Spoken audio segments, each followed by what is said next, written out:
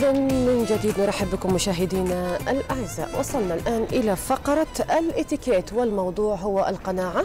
القناعة كنز لا يفنى، والقناعة حقيقة وليست بخيال.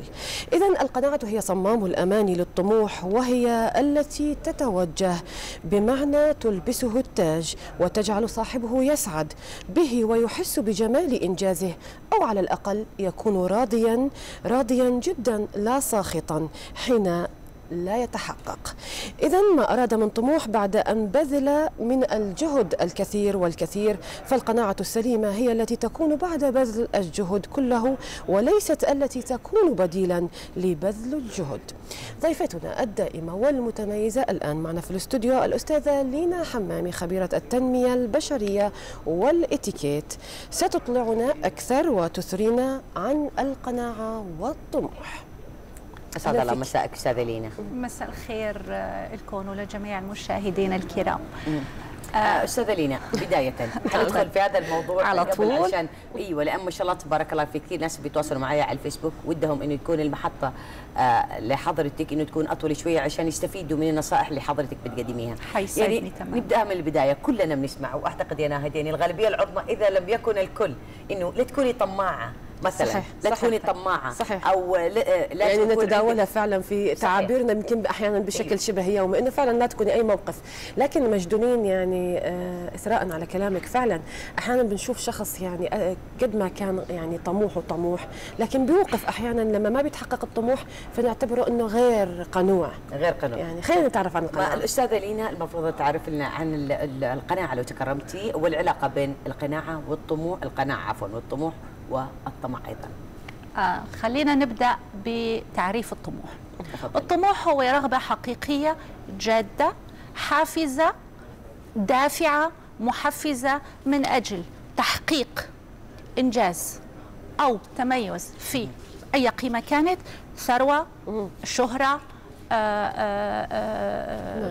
تميز في مثلا خلينا نقول نجاح في عمل، خلينا نقول هذا. شرط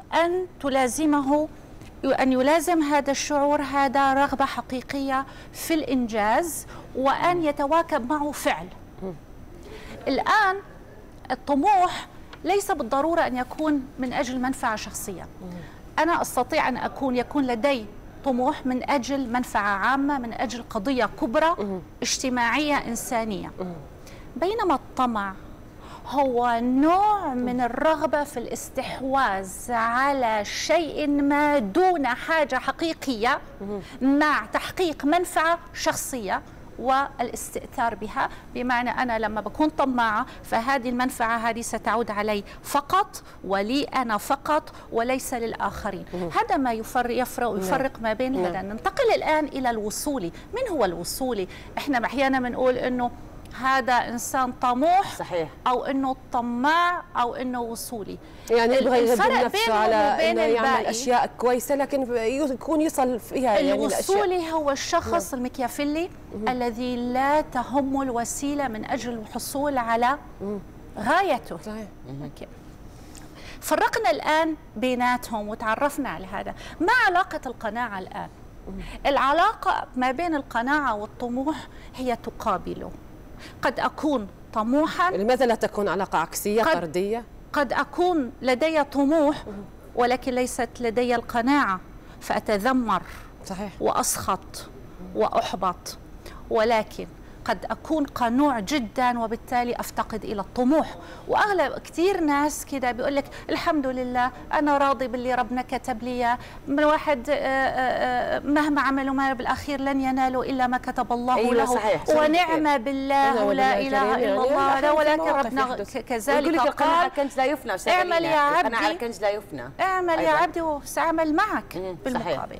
هلا القناعة تتوج الطموح، بمعنى أنه تجعله يرضى بما آلت إليه الأشياء بعد أن يكون قام بإنجاز أو قام بعمل من أجل تحقيق هذا الطموح وهذا الهدف. فبالتالي لا يسخط، لا يحبط، لا يستسلم، لا يشعر بالاضطهاد، لا يتذمر، يقول أن هذه ما آلت إليه الأشياء لأنها من طبائع الحياة. في سنن في الحياة، إذا عملت كذا وكذا كذا فحيحصل كذا. فلما أنا أطمح إلى عمل شيء أوكي ولا يتحقق بالكامل وبالمجمل، وتقول لدي القناعة حنوصلها الآن وحقولكم إيش هي، إيش اللي يخليكي إنك تقنعي لما تفهمي سنن الحياة، تفهمي طبائع الأمور. هلا الفرق ما بين الإنسان الراضي عن إنجازه والشخص الذي لا يرضى عن إنجازه فين؟ أوكي، واحد بيحبط لأنه لم يفهم، لأنه لم يدرك. من هو الذي لم يفهم ولم يدرك؟ اللي هو اللي ما هو راضي على إنجازه؟ تماما. لما كان عنده طموح اللي بيحبط هذا يعني الطموح. أنا مثلا أوكي أنا عندي طموح من أجل إنجاز أو تحقيق إن كانت منفعة عامة أو منفعة شخصية، وعملت خططت ورسمت وجهزت ونفذت وقيمت وقدرت وكل هذا، ولكن لم يتحقق لدي الإنجاز المأمول.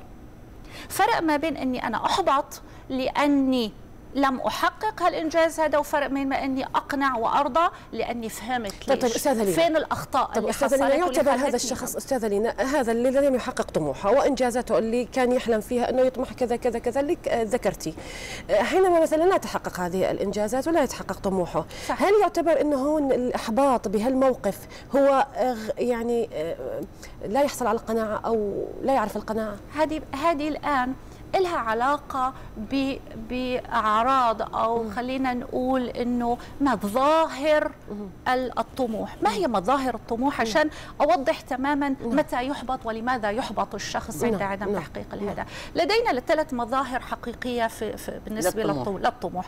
أولا المظهر المعرفي، بمعنى أن الشخص الذي يطمح يجب أن يعرف أهداف، ماذا يعرف، ماذا يدرك، كيف يميز ما بين الخطأ والصواب، ما هو مفهومه للذات وما هو اعترافه بذاته. فالإنسان اللي بيفهم وبيعرف وبيقيم، يعرف يقيم الأشياء ويعرف ما يميز ما بين، لما بيخطئ في مرحلة ما من أثناء مسيرته في إنجاز وتحقيق هدفه بيقول لك خلاص أنا عرفت فين غلطي، أنا غلطت هنا، فما عنده ليش يحبط، أدرك فين الخطأ.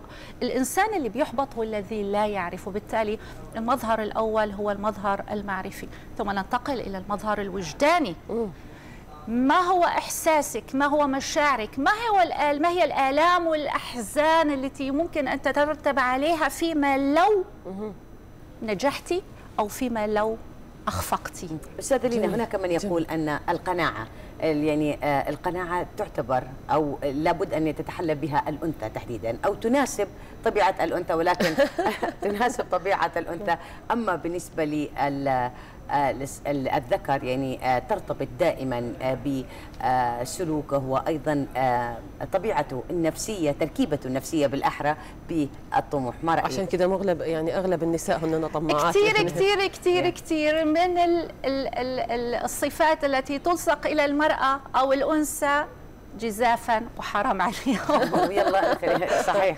يمكن عشان المرأة يعني انه النساء يعني العاطفة بتمسكهم، يعني اي شيء المرأة تتأثر أقدر على تحمل الألم من الرجل بالتأكيد. هذا شيء المرأة يعني أقدر على ضبط مشاعرها. صحيح بتبكي وبتصيح هذا، ولكن بعد ما تبكي وتصيح بتهدى وبتفكر بعقل أكثر. صحيح. أوكي. فتكلمنا الآن عن المظاهر الوجدانية. أنا لما أستطيع أن أحلل نوعية هالأحاسيس والمشاعر، مثلا إنه المشاعر اللي عندي هي مش مشاعر غيرة، مش مشاعر حسد لأنه أنت نجحتي أنا ما نجحت، عرفتوا كيف؟ فهذا المظهر اللي هو ما يسمى بالمظهر الوجداني، هو ما هي الأحاسيس والمشاعر التي تترتب على الشخص. كيف نربطها بالسلوك الشخصي؟ أوكي، خلينا أنتقل للمظهر الثالث اللي هو المظهر السلوكي. المظهر السلوكي الآن أنا المظهر المعرفي، المظهر الوجداني، انتقلت إلى المظهر السلوكي اللي هو أنا سوف أترجم فيه الفكرة التي أطمح بها. أوكي، وهو كل الأفعال وكل السلوكيات التي تبدر مني أثناء تحقيقي لهذا الهدف وبعد الإنجاز هل أشعر بالكبر؟ هل أشعر أنا بالسمو؟ هل أشعر أنه أنا أحسن منك، بالأفضلية عنك لأنه أنا إنسانة حققت طموحاتي وأنت لا؟ أوكي، هو هذا السلوك. هلأ كيف نربط ما بين الطموح وما بين السلوكيات؟ وأنا هذا هو قلب وهدفي من هذه الفقرات، اللي هي كيف أتناول قيمة كبيرة في حياتنا وأربطها بسلوكياتنا. نحن نعرف أن كل فعل وراء دافع، مظبوط؟ صحيح. فبالتالي يجب أن يكون هناك ضابط أخلاقي وإنساني يسيرني ويحدد لي الإطار الذي أتحرك به. ليه؟ لأنه المجتمع لما حيقيمني وأنا أحقق مسيرتي لتحقيق هدفي هذا، حتقيمني من خلال معايير اجتماعية ومن خلال منظومة اجتماعية. فمثلا أنا قد أبدو، أعطيكم مثال جدا بسيط. أنا مثلا عندي هدف معين، فبالتالي ما عنديش وقت من للمناسبات الاجتماعية، فتعزميني مرة ومرتين وثلاثة وأرفض وأعتذر. أوكي، صحيح. إذا ما كنت بالشفافية الكافية وما كنت بالوضوح الكافي وما أشركتك معايا في أهدافي، لن تستغفري لي.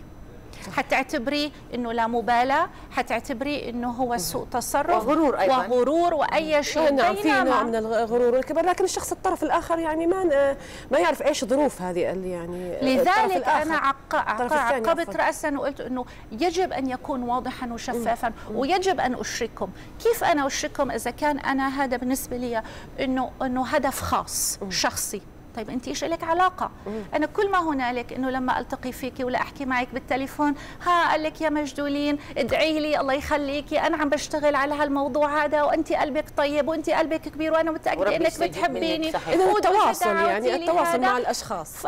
عشان كده بقول لك انه كيف نربط الطموح هذا باشياء بسيطه جدا. صحيح. جدا. انت انعزمتي، اجتك دعوه وما قدرتي تروحي، بعتي ورد، بعتي شخص ينوب عنك، بعتي رساله. الشغلة الثانية انه ننتبه لها والناس بتتحسس منها، لاني كما قلت يقيم الشخص من خلال معايير ومن خلال هيكلية اجتماعية، فبالتالي من جملتها عدم استغلال الاشخاص من اجل تحقيق اهدافك مهما كانت نبيلة. كوني واضحة معاهم. هو الإنسان الوصولي ولا صحيح حساب هنا لما نتكلم عن الطماع، أنا عم بتكلم عن إنسان كتير كويس، كتير واضح، ما بيستغل يعني إنه لا، مثل ما تفضلتي دحين قلتي استغلال الأشخاص لتحقيق الأهداف. هل هو هذا الشخص الوصولي؟ أنا ممكن أكون مني وصولية، أنا ممكن أكون طموحة، ولكن لأني ما شرحت لك حتحسي إني أنا أستغلك. بينما هو لا، مش كده. إنما القائد لا يحقق النجاح لوحده، القائد محتاج لجنود. صحيح. وربنا بيسخر الناس لبعضها. صحيح. كوني احتجت لك ولجأت لك وطلبت منك، هذا لا يعني اني انا استغلك. من الحسد، عشان كده ما في احد. نعم. صحيح. كلهم تلاقي امورهم كلها بيمشوها من تحت لتحت، بياخذوا طبعا بقول الرسول عليه الصلاه والسلام اخذوا حوائجكم بالكتمان. فتلاقي ما تلاقي الا وحده، الو مساء الخير بكره زواجي، طب هدي اعصابي. طب ماما داني اجهز مثلا فستان. بصراحه هذه تحصل معنا ولا سبيلينا؟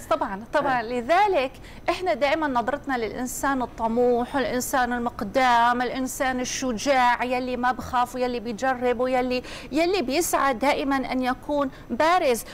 أنا كتبت بيت شعر اللي هو: وما المرء إلا حيث يحمل نفسه، فكن طالبا في الناس أعلى المراتب. صحيح. الناس ليه تزعل مني إذا كنت أنا أبغى أكون من أحسن الناس؟ صحيح. ليه لا تزعل؟ هذا حقي مشروع.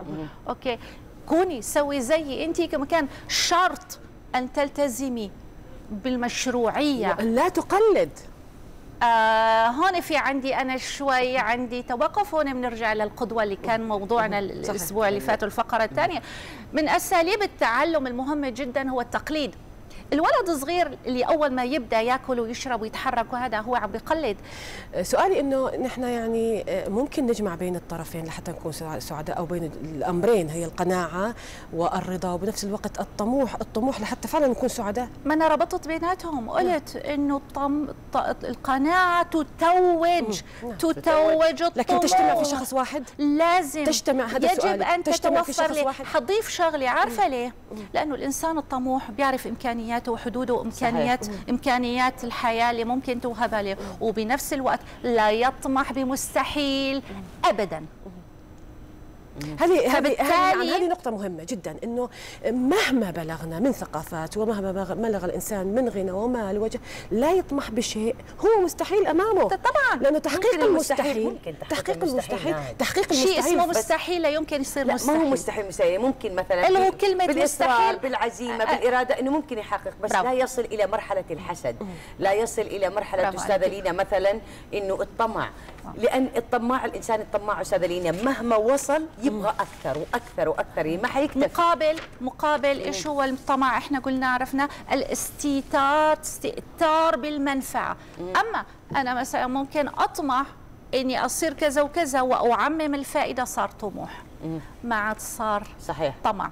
طيب. الانسان الطموح لا يمكن ان يبادر الى تحقيق اي هدف ان لم يكن مقتنعا تماما بأنها ضمن إمكانياته، وبالتالي لابد أن يقنع ويرضى بما آلت إليه الأمور. بإذن الله أستاذة لينا، شكرا ليكي، شكرا على النصائح القيمة اللي دائما بتنصحينا فيها وبتثري المشاهدين أيضا في هذه النصائح من خلال برنامج حياتنا. شكرا جزيلا لك الأستاذة لينا حمامي، خبيرة التنمية البشرية وفن الاتيكيت. وأنا سعيدة جدا، ونحن سعداء أيضا بك أستاذة لينا. وموضوع القناعة كنز لا يفنى حقيقة، ما قيل وما سطر في الأوراق والكتب إلا ليقدم لنا الحكم الكثير والكثير منها. شكرا لك وتواجدك معنا في الاستوديو وهذه النصائح التي قدمتها لنا. شكرا لكم استضافتي معكم.